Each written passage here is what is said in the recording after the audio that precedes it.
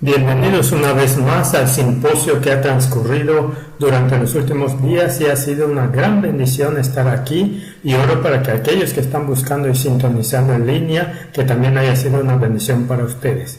Hoy vamos a tocar un tema muy interesante y lo he titulado La limpieza de los dos templos.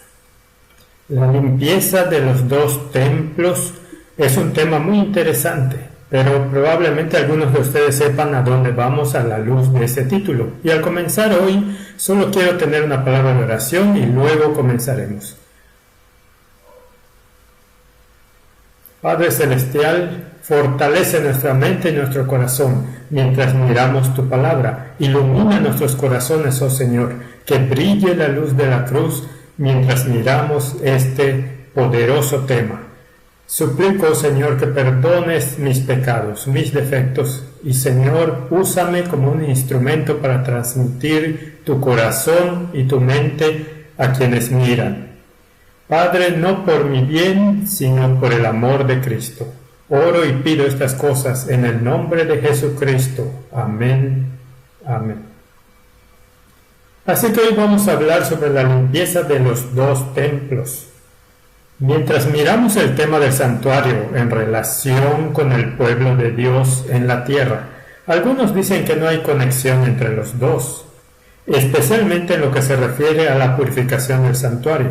Lo que vamos a ver hoy es que existe una importante conexión entre la obra de Jesús y su obra final en el santuario celestial y la limpieza del pecado en la vida de su pueblo aquí en la tierra.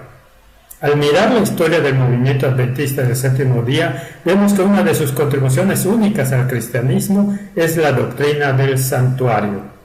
La Biblia nos habla del amor de Dios hacia el Israel de antaño, cuando le ordenó a Moisés que Israel le hiciera un santuario para que habitara entre ellos. La Biblia nos dice acerca de esto en Éxodo capítulo 25 y versículo 8, «Y harán un santuario para mí, y habitaré en medio de ellos».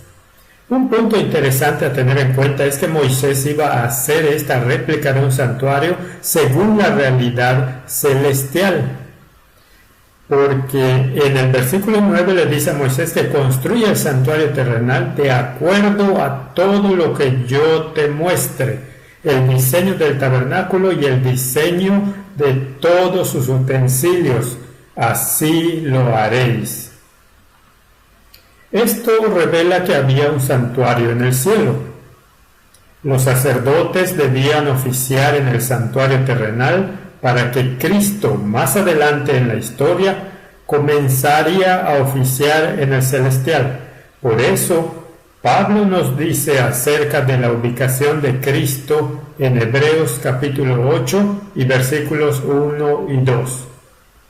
Ahora bien, el punto principal de lo que venimos diciendo es, teniendo en consideración el capítulo 1 de Hebreos hasta el capítulo 8, este es el resumen de lo que Pablo está diciendo. Es que tenemos tal sumo sacerdote, el cual se sentó a la diestra del trono de la majestad en los cielos, ministro del santuario y de aquel verdadero tabernáculo que levantó el Señor y no el hombre. Jesús, durante el periodo en que Pablo escribió esta declaración, estaba en el lugar santo del santuario celestial. Él estaba allí desde el momento de su ascensión alrededor del año 31 hasta el año 1844. ¿Pueden imaginar esto, amigos? El Hijo de Dios estaba haciendo un gran trabajo allí durante unos 1813 años. Pero lo que estaba haciendo exactamente es un sermón para otro momento. Ahora que veamos este tema, veremos y tomaremos en consideración la obra final de Jesús en el santuario celestial. Hubo una transición que tuvo lugar después de que transcurrieron esos 1813 años. Y esto es lo que vamos a ver desde el contexto y la perspectiva de Apocalipsis capítulo 10 y 11. Mientras miramos a través de nuestra historia como movimiento, entendemos que el año 1844 es una época de transición para Cristo, del lugar santo al santísimo. En la mente del pueblo de Dios, el 22 de octubre de 1844 se convirtió en el año en que Jesús pasó a la fase final de su ministerio mediador. Pero el 22 de octubre, mientras debería haber sido un día de alegría, fue un tiempo de tristeza y decepción.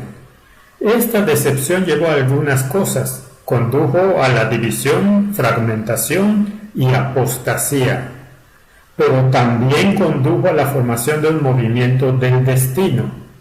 Y así, a la luz de esto, ese movimiento entendió exactamente lo que sucedió mientras continuaban estudiando después de 1844. Apocalipsis 10 describe la experiencia de los mineritas y un pequeño grupo de personas dentro de ese movimiento que pasó por esta decepción, siguió adelante.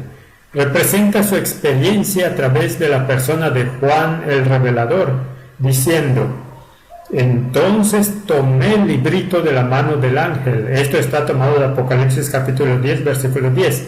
Tomé el librito de la mano del ángel y lo comí. Y era dulce en mi boca como la miel.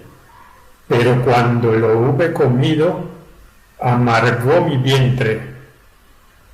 En otras palabras, el mensaje de lo que pensaban que sería el pronto regreso de Cristo fue dulce cuando lo ingirieron, pero amargo cuando llegó el día y finalmente digirieron la realidad de que Jesús no vendría. Su cálculo de la fecha 22 de octubre de 1844 estaba correcta, pero la predicción del evento estaba fuera de lugar o equivocada. Dios, sabiendo que este desánimo seguiría, consoló a su pueblo dándoles más luz. Los que optaron por volver y buscar con sinceridad de nuevo en la Biblia, vieron el eslabón perdido. Es por eso que el ángel declaró en Apocalipsis capítulo 10 y versículo 11: es necesario que profetices otra vez sobre muchos pueblos, naciones, lenguas y reyes. ¿Por qué? ¿Por qué iban a profetizar de nuevo? Se debió al hecho de que más luz fue revelada. Específicamente, amigos, la luz del santuario celestial o el templo de Dios en el cielo. Es por eso que Apocalipsis capítulo 11, versículo 1 es en realidad una continuación del capítulo 10, porque nos dice el mensaje que el pueblo de Dios debía llevar cuando dice: entonces me fue dada una caña semejante a una vara de medir, y se me dijo: levántate y mide el templo de Dios y el altar y a los que adoran en él.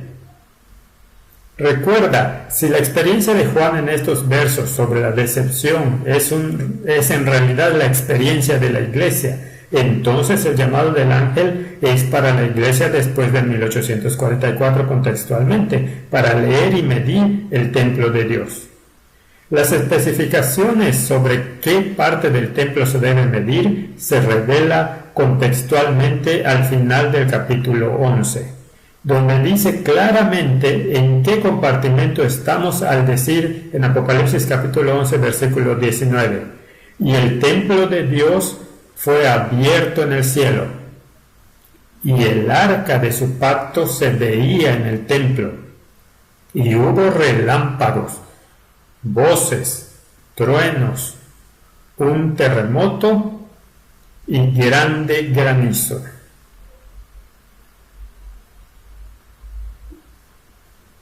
Por la sola mención del arca del pacto nos damos cuenta de que estamos hablando aquí del lugar santísimo del santuario, porque allí es donde el arca del pacto residía en el Antiguo Testamento, en el santuario terrenal. Fue en este compartimiento final que Jesús, nuestro gran sumo sacerdote, entró en octubre 22 de 1844 para hacer su obra final de intercesión.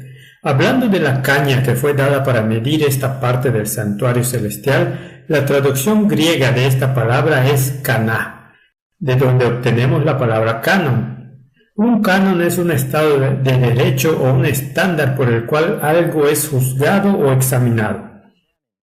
Ahora la pregunta es: ¿cuál es el estado de derecho o estándar para el cristiano? no es otro que la ley de Dios y la extrapolación de esa ley, el delineado de esa ley, o sea, la palabra de Dios. Eclesiastés capítulo 12, versículos 13 y 14 nos dice: el fin de todo el discurso oído es este: teme a Dios y guarda sus mandamientos. ¿Por qué? Porque esto es el todo del hombre. Porque Dios traerá toda obra a juicio, juntamente con toda cosa encubierta, sea buena o sea mala. Isaías, al resumir el Antiguo Testamento, declara en Isaías capítulo 8 y versículo 20, a la ley que define los primeros 5 libros de Moisés y al testimonio, que significa el testimonio de los profetas, el resto del Antiguo Testamento y para nosotros toda la Biblia. Si no dijeren conforme a esto, es porque no hay luz en ellos. En otras palabras, todo debe ser examinado, juzgado y probado por el Caná, también conocido como el canon de la Biblia. Ahora, ¿cómo vamos a examinar o investigar el lugar santísimo del santuario celestial? A través del lente de la palabra de Dios, al estudiar los tipos y servicios del santuario terrenal, que no es sino una réplica del santuario celestial. Cuando a través del santuario testamento estudiamos las porciones de las escrituras relacionadas con el lugar santísimo, nos damos cuenta de que el sumo sacerdote entró en ese compartimiento del santuario primitivo solo una vez al año, en lo que se conocía como el día de la expiación. Su intercesión, su obra de intercesión en ese lugar específico del santuario estaba relacionada con una obra que la gente estaba haciendo fuera del santuario. El sumo sacerdote estaba haciendo intercesión por el pueblo. Por eso la Biblia nos dice en Levítico capítulo 23 versículos 27 y 29: a los 10 días de este mes séptimo será el día de expiación. Tendréis santa convocación y afligiréis vuestras almas. Porque toda persona que no se afligiere en este mismo día... Ahora mira esto, si alguien elige no afligir sus almas, ¿cuál fue el castigo? Así de grave es esto, porque toda persona que no se afligiere en este mismo día será cortada de su pueblo. Así de intenso, mis amigos. Y luego dice en Levítico capítulo 16, versículo 30, porque en este día se hará expiación por vosotros y seréis limpios de todos vuestros pecados delante de Jehová. Así que estamos viendo algunas cosas aquí. 1. La obra del sumo sacerdote en el día de expiación fue vista como una obra de expiación. Su obra de intercesión en el lugar santísimo fue vista como hacer expiación por la iglesia en el desierto en ese momento. 2. Mientras el sumo sacerdote estaba haciendo esta obra de expiación final en el año judío, el pueblo de Dios en el exterior del santuario afligían sus almas para asegurarse de que sus vidas estaban bien con Dios. ¿Qué significa esto para nosotros? Desde 1844 Jesús ha estado en el lugar santísimo del santuario celestial haciendo lo que según el Antiguo Testamento es la expiación. No es de extrañar entonces que decimos que estamos viviendo en el día antitípico de la expiación. La abolición del santuario terrenal y sus servicios abrieron el camino al santuario celestial donde Cristo está ahora haciendo su obra final de intercesión por nosotros. Lo más importante es recordar que mientras el sumo sacerdote intercedía por los pecados de Israel, el pueblo mismo debía apartarse del pecado. La obra del sumo sacerdote y la obra del pueblo, por tanto, estaban conectadas. La obra del sumo sacerdote era limpiar el santuario del pecado, pero esto solo se puede hacer si la gente deja de pecar. La razón por la que Daniel 8:14 establece hasta 2300 días lo que nos lleva a 1844, 22 de octubre, entonces era purificado el santuario, es debido a la realidad de que los pecados confesados de Israel, acumulándose en el santuario durante todo el año judío, necesitaban limpiarse, así como era en el tipo, igual es en el antitipo.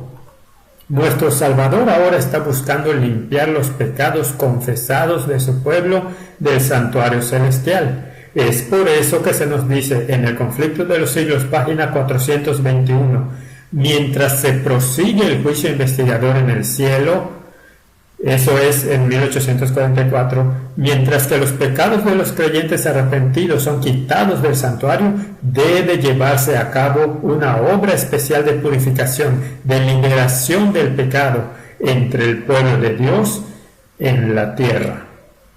Otra declaración de la Review and Herald del 21 de junio de 1890 dice: estamos en el día de la expiación y debemos trabajar en armonía con la obra de Cristo de limpiar el santuario de los pecados del pueblo.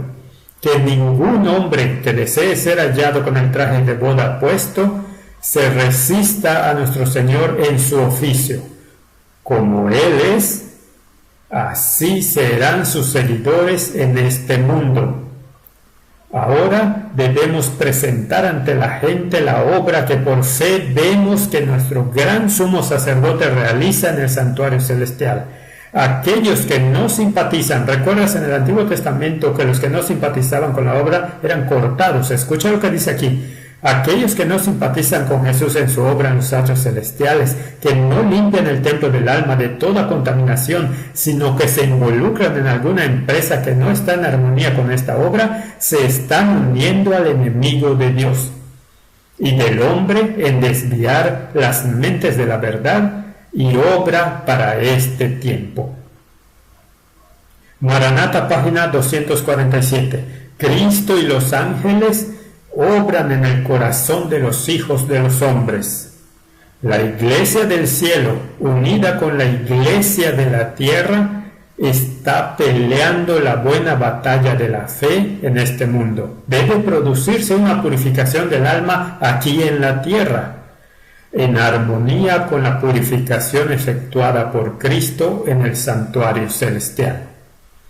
A través de estas declaraciones vemos que la obra de Cristo en el santuario arriba está conectada con el trabajo de purificación en la vida de su pueblo aquí abajo. Ahora, a la luz de esto, vamos a comparar lo que hemos estado viendo, las comparaciones entre el santuario celestial y el pueblo de Dios en la tierra. Pero ¿sabes que el pueblo de Dios en la tierra es también conocido como su templo? Por lo que hay una conexión entre la purificación del santuario celestial, el templo celestial, y el templo de Dios en la tierra, su pueblo. Y entonces vamos a seguir estudiando para ver esto. ¿Recuerdas lo que vimos sobre la revelación del lugar santísimo de Cristo en lo que respecta a Apocalipsis capítulo 11? Vimos que el templo en el cielo, especialmente en lo que se refiere al lugar santísimo, iba a ser medido por la caña o vara de medir de la ley de Dios o su palabra. Sin embargo, no era solo el templo de Dios en el cielo que había que medir. Miremos el pasaje de nuevo a la luz de todo lo que hemos visto. Apocalipsis capítulo 11, versículo 1. Entonces me fue dada una caña, que es la palabra de Dios, semejante a una vara de medir, y se me dijo: levántate, y con esa palabra mide el templo de Dios y el altar y a los que adoran en él. Nota que aquellos que adoran en ese templo también debieran ser medidos por el estándar de la palabra de Dios. Eso está hablando de la iglesia. ¿Cómo puede ser esto? Ya que la iglesia está en la tierra, porque en esta escena estamos entrando al lugar santísimo de los cielos. Entonces, ¿cómo puede el pueblo de Dios estar allí y medirse? Vamos a ver esto. La Biblia dice que por la fe, la iglesia de Cristo lo sigue a donde sea que vaya. Entonces, si Cristo ahora mora en lugares celestiales, moviéndose de un lugar en el santuario celestial a otro, entonces ahí es donde estará su iglesia por fe. Porque está escrito en Efesios capítulo 2 versículos 4 al 6. Muchos de ustedes saben este texto. Pero Dios, que es rico en misericordia, por su gran amor con que nos amó, aun estando nosotros muertos en pecados, nos dio vida juntamente con Cristo. Por gracia sois salvos. Y juntamente con Él nos resucitó. Y asimismo nos hizo sentar ¿dónde? En los lugares celestiales con Cristo Jesús.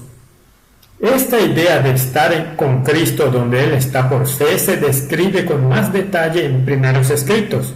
Amigos, esta declaración que estamos a punto de ver es tan poderosa, hablando de la transición de Cristo del lugar santo al lugar santísimo. Primeros escritos señala que había un grupo que siguió a Cristo hasta donde pudieron, mientras estaba haciendo esta transición. No entraron en la plenitud del lugar santísimo, pero esperaban ansiosamente al Salvador justo afuera de ese compartimiento, plenamente conscientes de lo que Jesús estaba haciendo allí. La declaración dice lo siguiente, esto es muy poderoso, amigos, y esto se encuentra en Primeros Escritos, página 55, párrafo 1. Dice: vi al Padre. Ahora, en este momento Jesús y el Padre están en el lugar santo, ¿de acuerdo? Así que esto es alrededor de 1844, antes del 22 de octubre. Vi al Padre levantarse del trono y en un carro de llamas entró en el lugar santísimo, al interior del velo, y se sentó. Entonces el Padre se levantó, hizo su transición alrededor del 22 de octubre de 1844, al mismo tiempo que también, ¿quién se levantó? Jesús. Se levantó del trono y la mayoría de los que estaban prosternados se levantó con él. Así que, ¿qué estaban haciendo? Siguiendo al Hijo de Dios a donde iba. No vi un solo rayo de luz pasar de Jesús a la multitud indiferente después que él se levantó, y esa multitud fue dejada en perfectas tinieblas. Los que se levantaron cuando se levantó Jesús tenían los ojos fijos en él mientras se alejaba del trono y los conocía un trecho. Los guió hasta ese punto donde entró al lugar santísimo y luego, ¿qué pasó? Alzó entonces su brazo derecho y oímos su hermosa voz decir: aguardad aquí, voy a mi Padre para recibir el reino. Mantened vuestras vestiduras, aquí está nuestro trabajo, mantened vuestras vestiduras inmaculadas, y dentro de poco volveré de las bodas y os recibiré a mí mismo. Después de eso, un carro de nubes, cuyas ruedas eran como llamas de fuego, llegó rodeado de ángeles a donde estaba Jesús. Él entró en el carro y fue llevado al lugar santísimo, donde el Padre estaba sentado. Allí contemplé a Jesús, el gran sumo sacerdote, de pie delante del Padre. En la orla de su vestidura había una campana y una granada. Luego otra campana y otra granada. Los que se levantaron con Jesús elevaban su fe hacia Él en el lugar santísimo y rogaban: Padre mío, danos tu Espíritu. Entonces Jesús soplaba sobre ellos el Espíritu Santo. En ese aliento, oh mis amigos, esto es lo que queremos.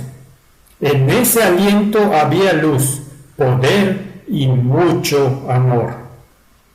Gozo, y en un mundo que está sufriendo tanto mentalmente, les dio paz en ese aliento. Primeros Escritos, página 55, párrafo 1. ¿Ven lo que pasa si estudiamos este tema de la transición de Cristo al lugar santísimo y el trabajo que está haciendo allí? Nos dará amor, alegría, poder, luz y mucha paz. Oh, mis amigos, que estudiemos esta realidad. Estar con Jesús donde está, por lo tanto, significa ser plenamente consciente de su ubicación y trabajo en el santuario de arriba. Es tener plena fe en que no solo está haciendo un trabajo, sino que Él está haciendo su trabajo final. Tan profundo debe ser nuestra fe en ese trabajo final que impacta en cómo vivimos. Permitimos que Jesús nos lleve a una unión más profunda con Él. Nos apartamos de lo que nos separa de Él, o sea, el pecado. Estamos midiendo nuestras vidas diariamente por la lectura de su palabra. Incluso nuestro tiempo en oración se mide por esa palabra. ¿Sabes eso? Porque Apocalipsis 11:1 establece que el altar, es decir, el altar de incienso, el altar que está justo delante del lugar santísimo, también se midió. ¿Qué representa el altar de incienso? Apocalipsis capítulo 8 y el versículo 3 nos da la respuesta diciendo: otro ángel vino entonces y se paró ante el altar con un incensario de oro, y se le dio mucho incienso para añadirlo a las oraciones de todos los santos. Sobre el altar de oro que estaba delante del trono. El altar del incienso representa o simboliza las oraciones del pueblo de Dios, tocadas y mezcladas con el incienso de la justicia de Cristo, para que puedan ser aceptables a Dios. Esto significa que si el altar del incienso se mide, es como un símbolo que revela la realidad de que nuestras vidas de oración también están siendo examinadas. Pasamos tiempo no solo midiendo nuestras vidas a la luz de las Escrituras, sino también pasamos tiempo diario con Dios en oración, como todos los patriarcas y profetas hicieron. Estamos llamando a Jesús por fe para darnos la victoria sobre cada acoso, sobre cada pecado. El gran juicio está teniendo lugar y ha estado sucediendo desde hace algún tiempo. Ahora el Señor dice, esto está en el manuscrito 4 de 1888, mide el templo y sus adoradores. Y aquí están estas solemnes declaraciones poderosas. Recuerde que cuando camina por las calles en sus negocios, Dios lo está midiendo. Cuando cumple las tareas del hogar, cuando entabla conversación, Dios lo está midiendo. Cuando estamos haciendo nuestro trabajo, recuerde que hay uno que está observando el espíritu con el que lo estamos haciendo. No traeremos al Salvador a nuestra vida diaria, a nuestro, recuerda esto, trabajo secular y los deberes domésticos. Entonces, en nombre de Dios, queremos dejar atrás todo lo que no es necesario, todo chismear o visitas inútiles, y presentarnos como sirvientes del Dios viviente. Ahora quiero detenerme y tocar algo aquí, amigos, porque esto es tan poderoso, es tan potente. La declaración establece: no traeremos al Salvador en nuestra vida cotidiana, en nuestros deberes seculares y domésticos.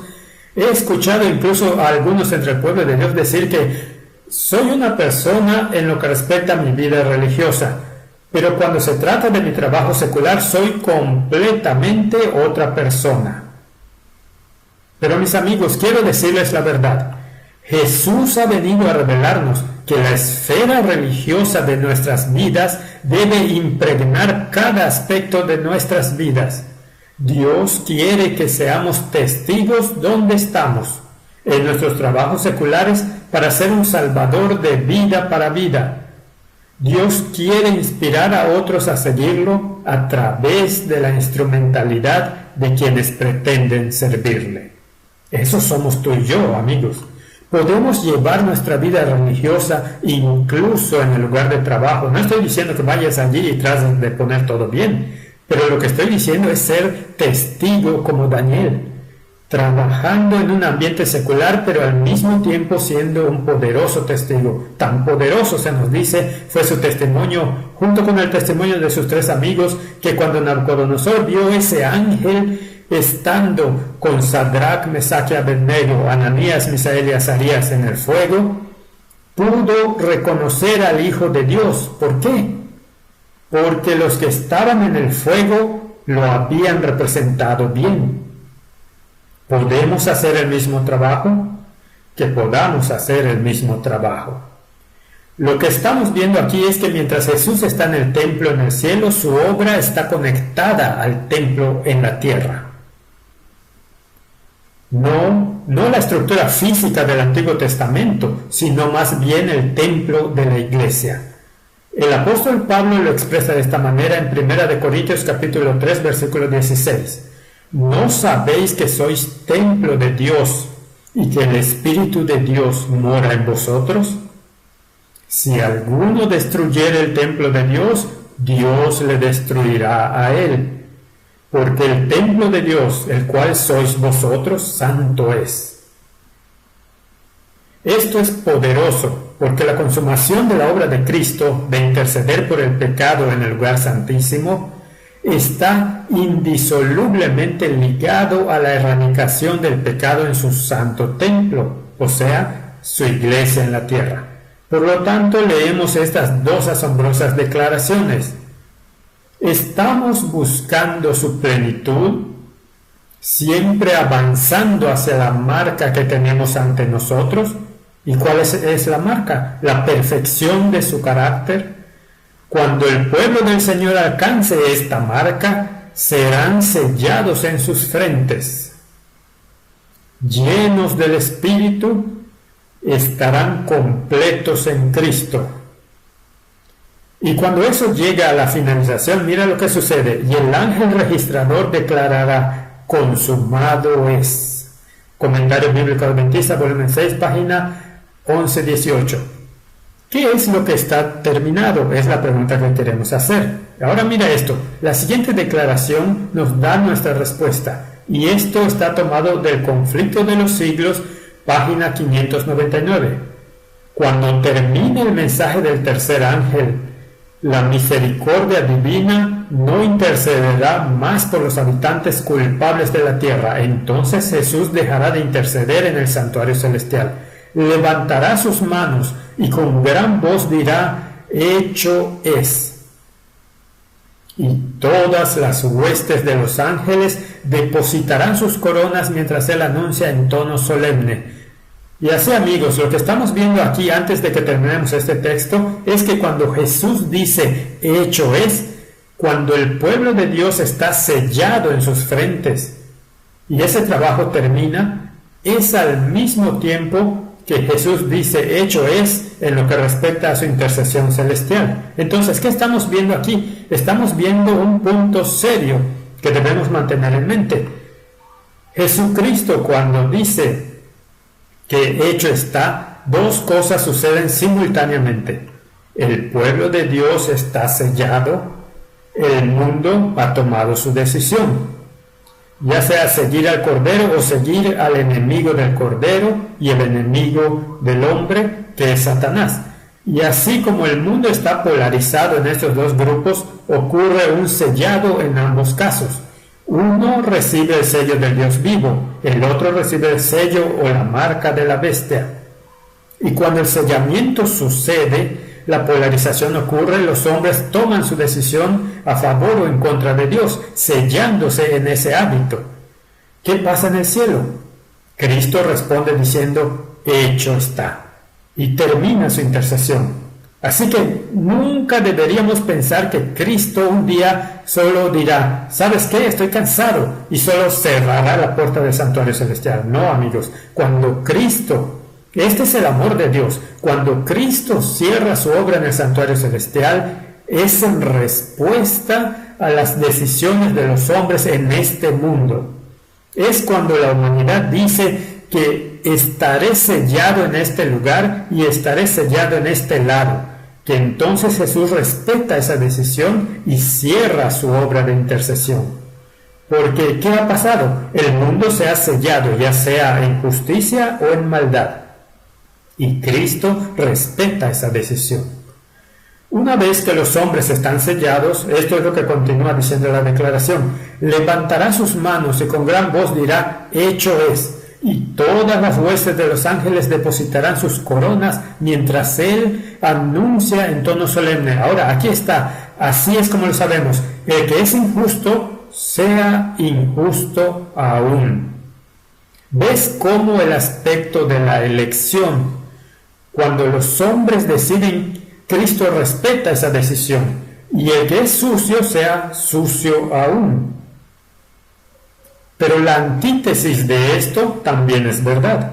Y el que es justo, sea justo aún.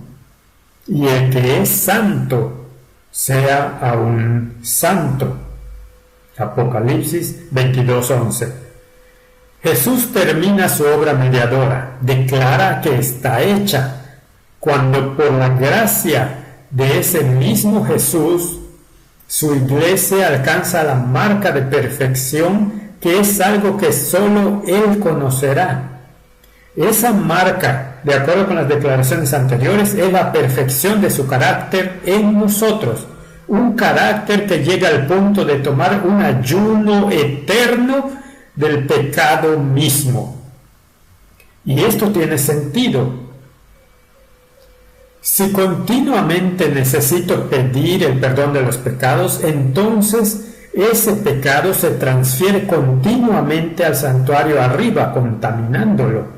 De ahí que la intercesión de Cristo, amigos, continúa hasta el día de hoy. Es cuando el pecado cesa en nosotros, en el templo de abajo, que Cristo puede poner fin a su obra de intercesión en el templo de arriba. Esto no quiere decir que una vez que Jesús consuma su obra, nos mantenemos solos. En cambio, el mismo Salvador que nos trajo a este punto de perfección continuará sosteniéndonos en ese estado, perfectamente sellados por su Santo Espíritu. Mientras que el poder habilitador y restrictivo del Espíritu se retira del mundo, no se apartará de los santos.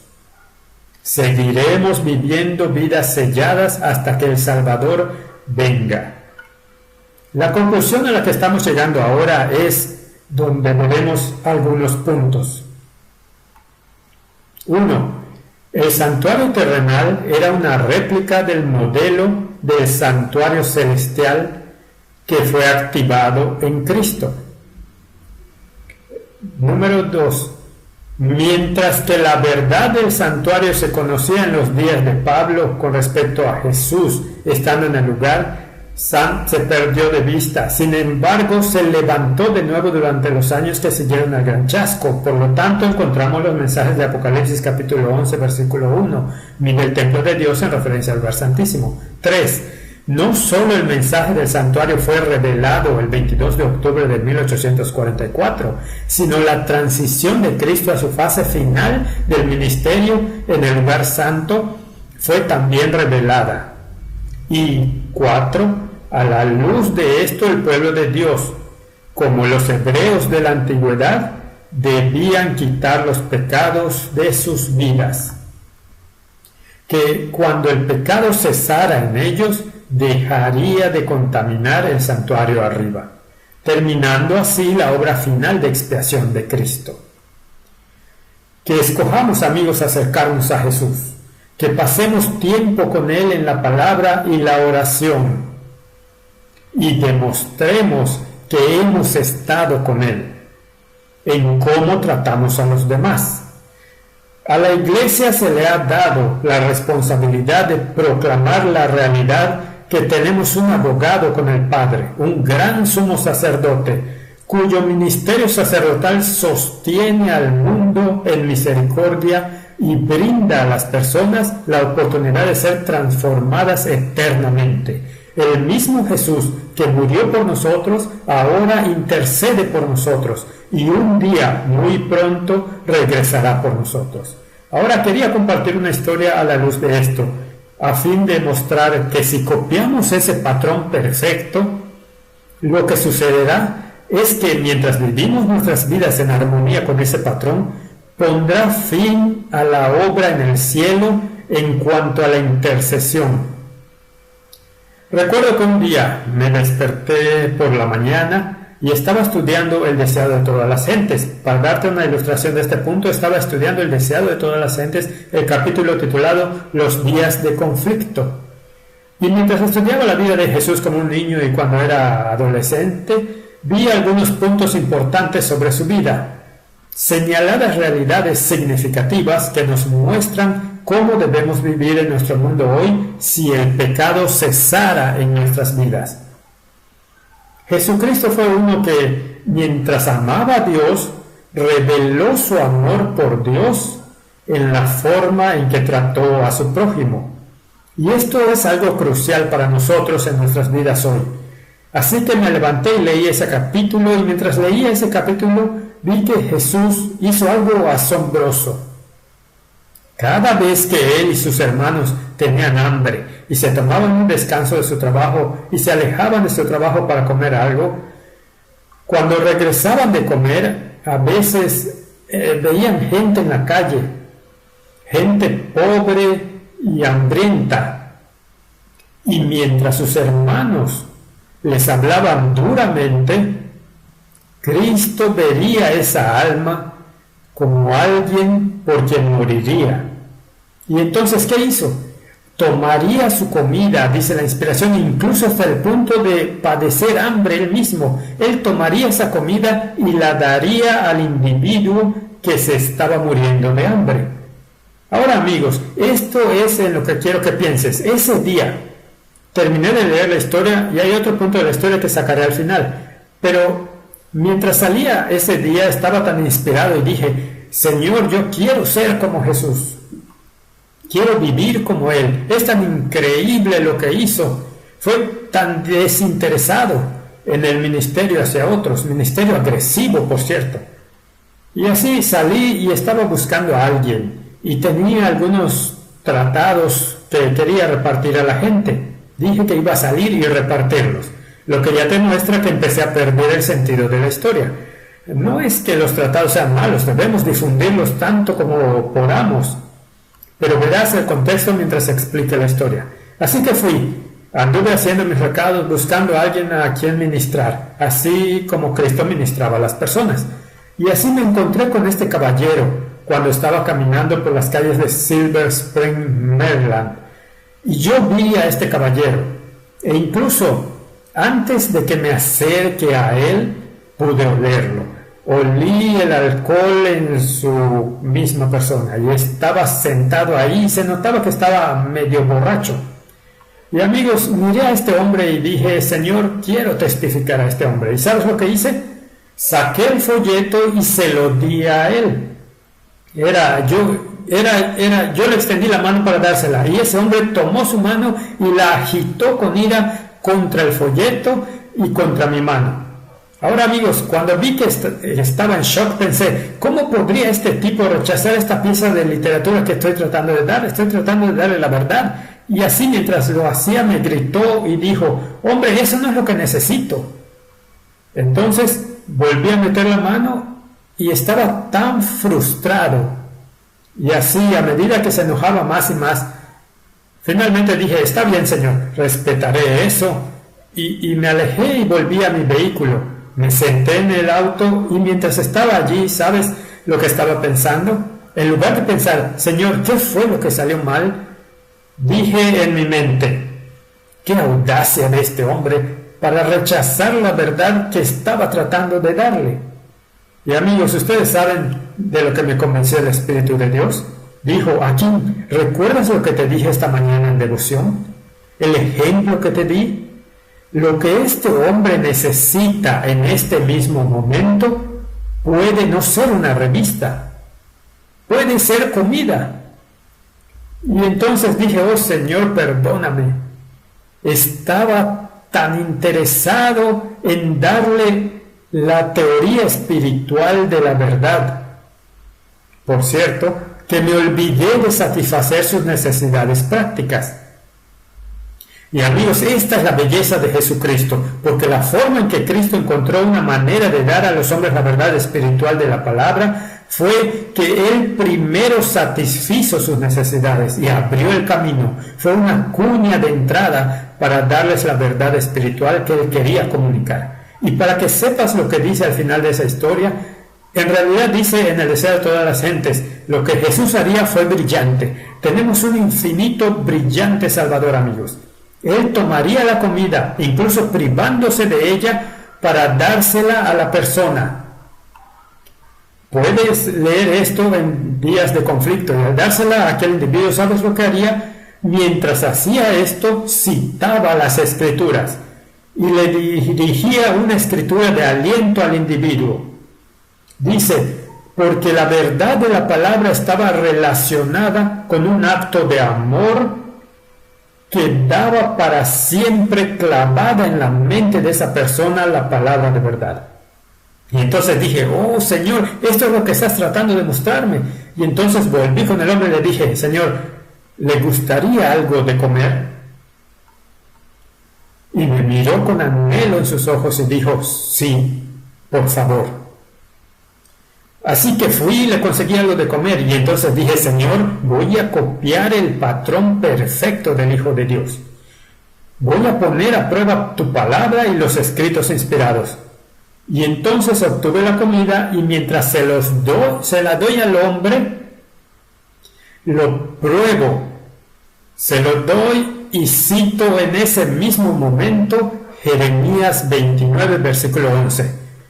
Le dije, amigo, el Señor tiene una palabra para ti hoy. Mientras Él extiende su mano para tomar la bolsa de comida, yo le digo, yo sé los pensamientos que tengo hacia ti, dice el Señor, pensamientos de paz, de bien y no de maldad, para darte una esperanza y un futuro.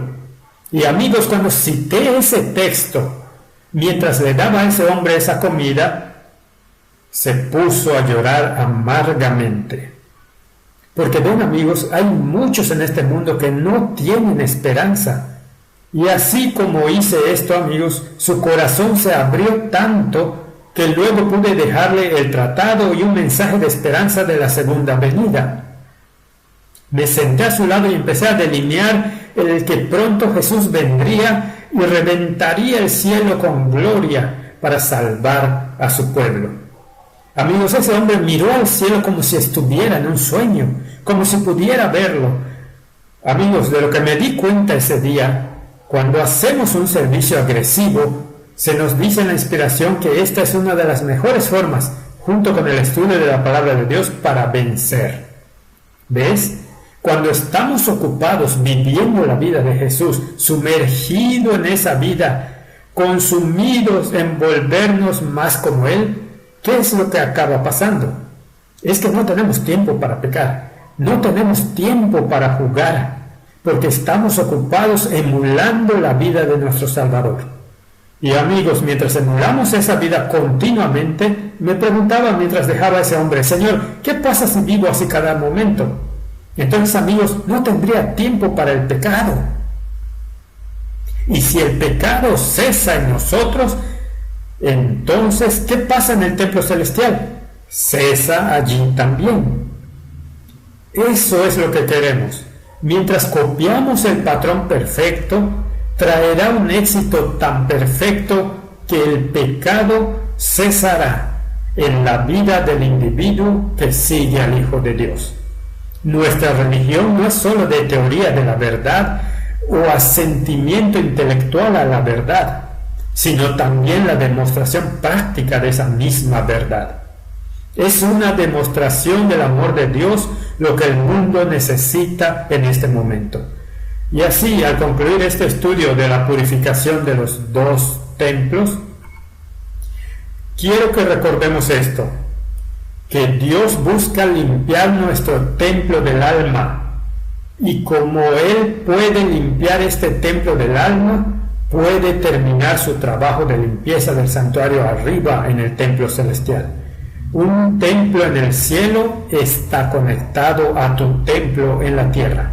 Cristo quiere terminar la obra en ti para que pueda terminar el trabajo en lo alto. Si esto tiene sentido para ti y deseas que ese trabajo acabe en ti, que Cristo pueda perfeccionar su voluntad con respecto a ti y perfeccionar su carácter dentro de ti, que podría terminar el trabajo en la tierra y en los cielos, si ese es tu deseo, entonces te pido que inclines tu cabeza conmigo mientras oramos. Padre Celestial, muchas gracias por tu bondad hacia nosotros y por revelarnos en la vida de Jesús la obra que deseas hacer en nuestras vidas. Todo ese ejemplo perfecto, el Santo Hijo de Dios dándonos un santo ejemplo de que si emulamos ese ejemplo por el poder de tu gracia, por el poder de tu Santo Espíritu, traerá verdadero éxito. el final perfeccionamiento de tu carácter en nosotros, para que, Señor, puedas cesar esa obra celestial que estás haciendo ahora mismo. Señor, termina el trabajo en nuestras vidas. Señor, erradica el pecado de nosotros. Que seamos consumidos y que la carne se consuma, crucificado mientras contemplamos al que murió por nosotros y siempre vive para interceder por nosotros, y pronto algún día regresará y nos llevará para estar con él para siempre. Esto es lo que pedimos en Jesús santo y bendito nombre. Amén.